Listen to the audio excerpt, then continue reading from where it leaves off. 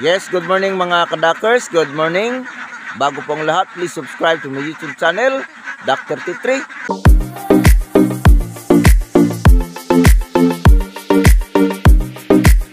Pakihit naman ang notification bell upang updated kayo sa mga video ko pang may upload. Mga kadakers, wala na pong ulan na naman. So,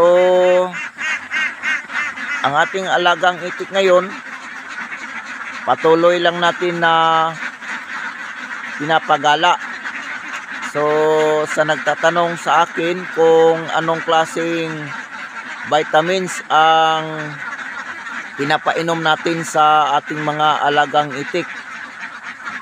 So, hindi po ako dito nagpo-promote mga kadakers ng vitamins, pero papakita ko sa inyo kung anong klaseng vitamins ang ginamit ko. At yung itlog ng alagang itik natin ngayon ay mula doon sa nakaraang vlog natin na yung na-i-upload ko na. Isa ngayon, mga ilang araw lang, 6.5 tray na po yung ating napupulot sa ngayon. 6.5.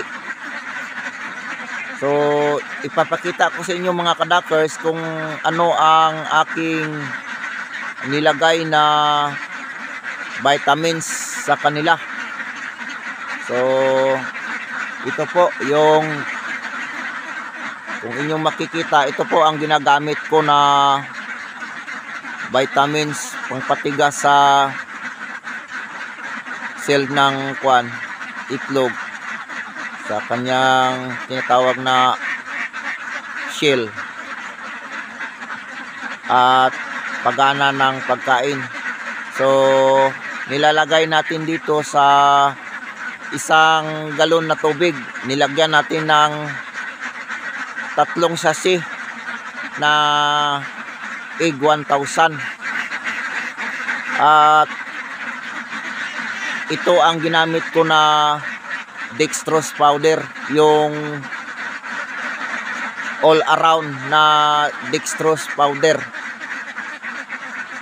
1 galon na tubig, nilagyan din natin ng 3 kutsara na dextrose powder mga kadakers. At 1 kilo na asukal na kinugay,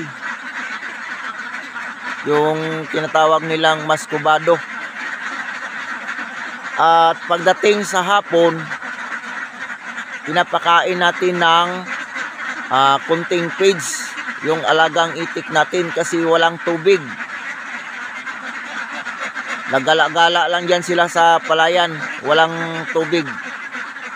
So, kailangan natin pakainin ng kahit, halimbawa, kung marami ang inyong itik, mga 500, pwede nyo pakainin ng mga 6 kilos yan. At pagkatapos, maglaan kayo ng duck layer feeds na 1 kilo. Ilagay nyo sa planggana. Kung 500 ang inyong itik, ilagay nyo sa 2 planggana. So,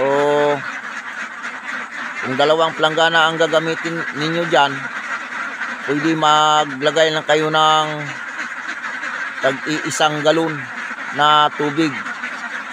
So, o di kaya 1 galon at kalahati, bali 3 galon lang ang ilagay nyo sa 500 heads na alagang itik ninyo. So, ganyan lang ang gagawin natin mga kadakers.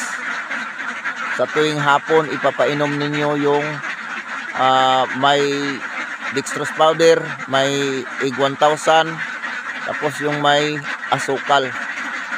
So, hanggang dito lang muna mga kadakers. Thank you very much. I hope na may matutunan kayo sa video kong ito.